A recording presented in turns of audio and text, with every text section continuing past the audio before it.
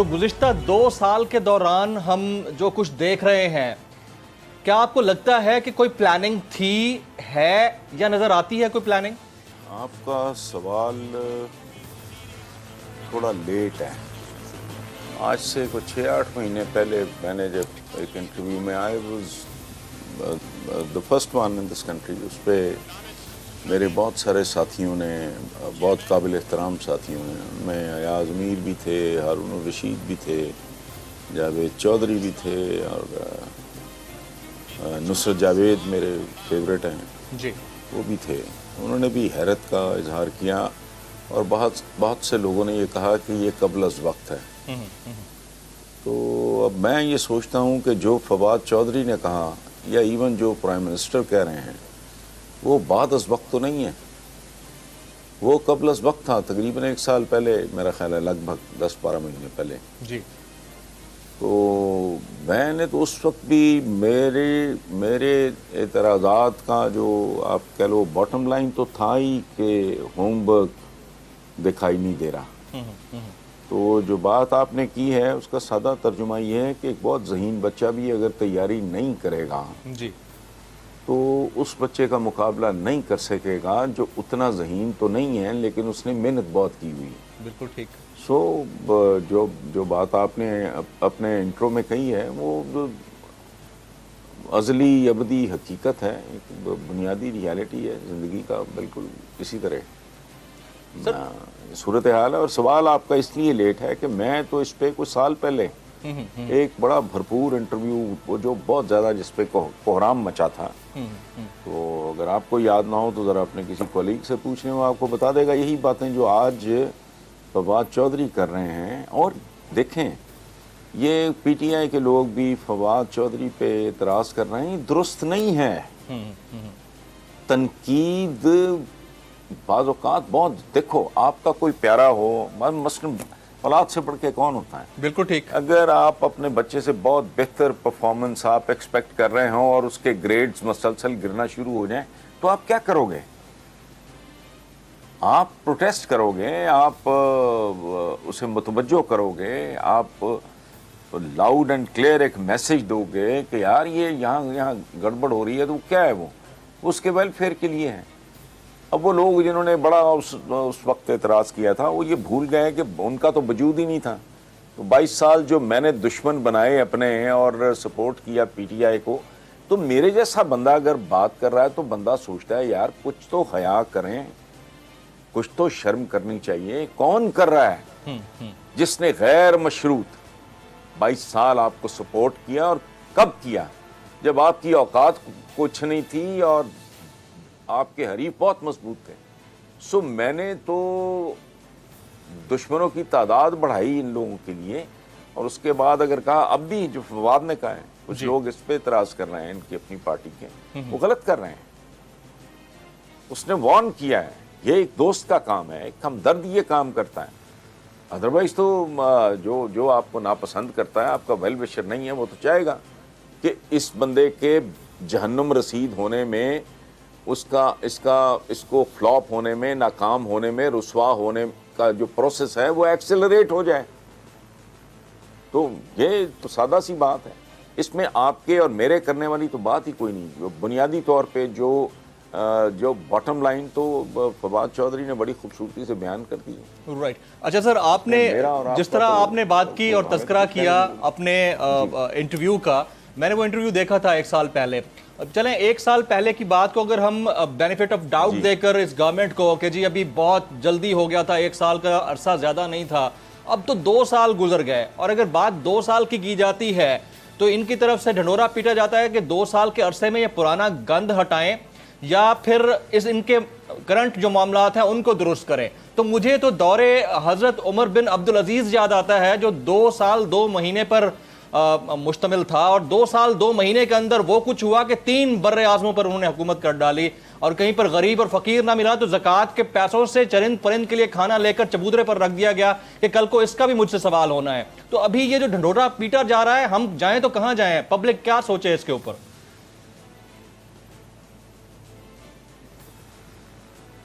Public کے پاس option کوئی نہیں. جذباتی لوگ ہیں، اور اجلت پسند ہیں. جی ہماری حکومت بھی ویسے ایسی ہے. ظاہر ہے فرمایا حضور نے کہ جیسی قوم ہو ویسے ہی حکمران ان پہ مسلط کر دیے جاتے ہیں. تو دونوں مطلب نیلے پہ دلے ہیں. ہم بھی کم نہیں ہیں اپنی جگہ پہ, ہم بھی کم نہیں ہیں. تو آپشن کیا ہے آپ کے پاس؟ آپ بتائیں مجھے.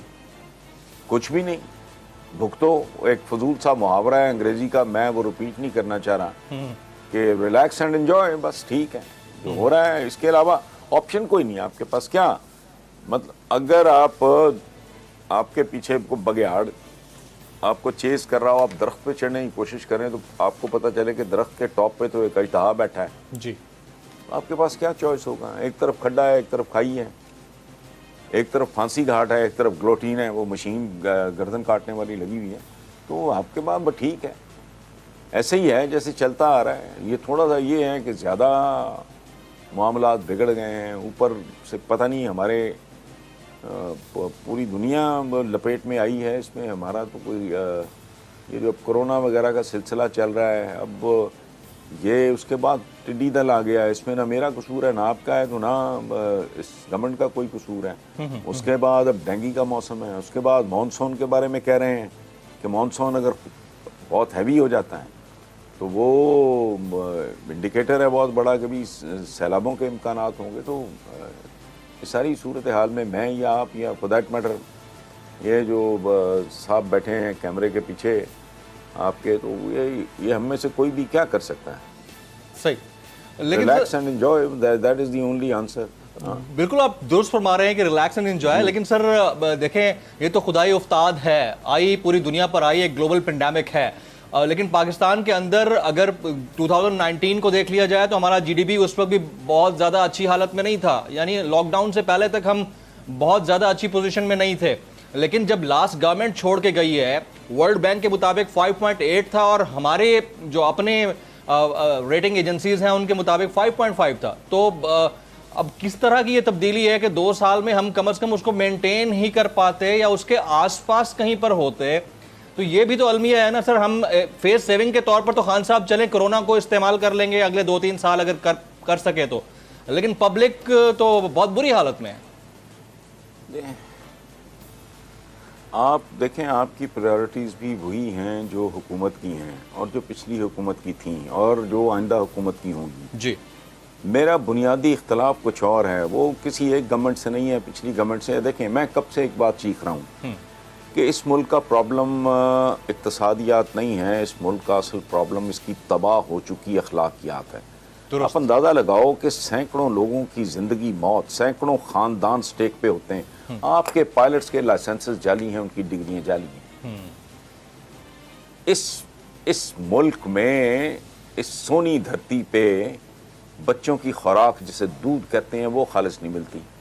چند ہفتے پہلے میں نے کسی چینل پہ یہ پروگرام دیکھا ہے کہ ہزاروں لیٹر دودھ گرایا گیا اور اس مکروہ آدمی سے پوچھا گیا, کسی نے پوچھا, وہ کیمیکل سے بنا ہوا دودھ تھا, کسی نے پوچھا کہ کیا اپنے بچوں کو بھی یہی پلاتے ہو؟ تو اس نے کہا میں تمہیں پاگل لگتا ہوں. جہاں موریلٹی کا یہ عالم ہو کہ دودھ سے لے کے بیسن تک کوئی چیز آپ کو خالص نہ ملے, تو وہاں غور کرو. یہ ہمارے حکمرانوں میں ڈیپتھ کی کمی ہے. ہمارا پرابلم اقتصادیات نہیں ہے. حضور مدینہ کی کیا اقتصادیات تھی, لیکن پھر پوری دنیا کی اقتصادیات ان کے قدموں پہ ڈھیر ہو گئی. اپنی اقتصادیات کیا تھی بتائیں؟ بالکل درست نہیں. اخلاقیات کی ایک بائی پروڈکٹ اقتصادیات بھی ہوتی ہے, چونکہ اس میں ہوتے ہیں ورک ایتھکس. آپ نے مجھے کام دیا ڈسٹنگ کا, میں نے دیانتداری سے ڈسٹنگ کی, میں کام پہ وقت پہ پہنچا. یہاں پابندی اوقات کا وجود ہی کوئی نہیں ہے. کوئی بندہ اپنے کام پہ فخر نہیں کرتا, اس میں جان نہیں مارتا. ورک ایتھکس دنیا کا بہت بنیادی یہ اخلاقیات کا حصہ ہے کہ آپ سکول ٹیچر ہو, آپ جان مار کے. میں نے چند دن پہلے, میں کالے کال لکھتا ہوں کبھی کبھی کہ خون اور پسینے میں صرف رنگ کا فرق ہوتا ہے. میں لوہار ہوں, میں اپنا کام اعلیٰ کر رہا ہوں, دیانتداری سے کر رہا ہوں. میں معمار ہوں, میں اپنا کام اچھا کر رہا ہوں. میں ٹیچر ہوں, میں اچھا کر رہا ہوں. میں ڈاکٹر ہوں, میں جان مار رہا ہوں. ہمارے یہاں رنگ ٹپاؤ سلسلہ سارا.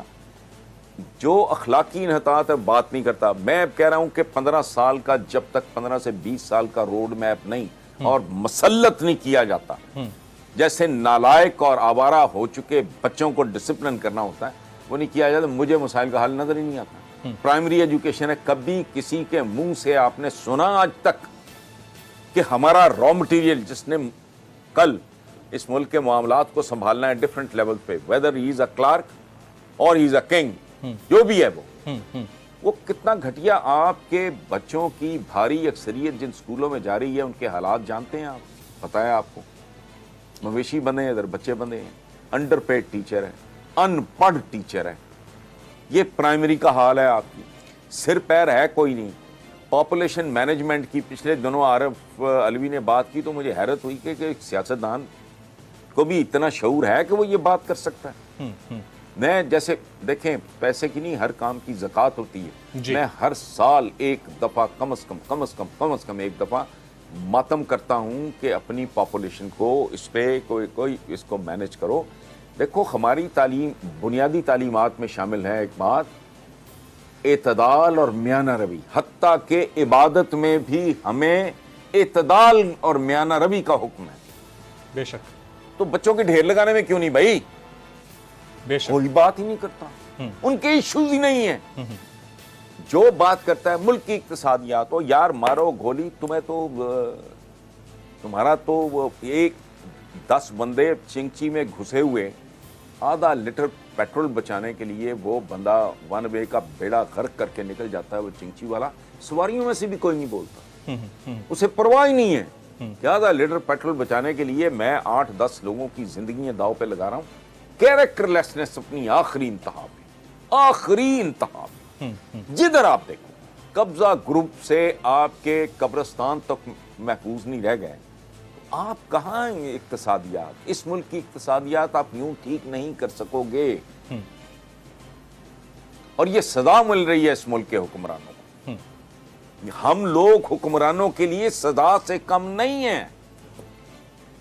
اب یہ بات آئی ڈونٹ نو میں کمیونیکیٹ کر پا رہا ہوں نہیں کر پا رہا. نہیں سر, آپ بہت زبردست ایکسپلین کر رہے ہیں, اور آپ نے ایک جو بات کہی اس میں میں ذرا تھوڑا سی ایک اور بات ایڈ کر دیتا ہوں. آپ نے کہا کہ وہ دودھ کی جو ایگزامپل دی اور اس شخص نے کہا کہ میں کوئی پاگل ہوں کہ اپنے بچوں کو پلا دوں.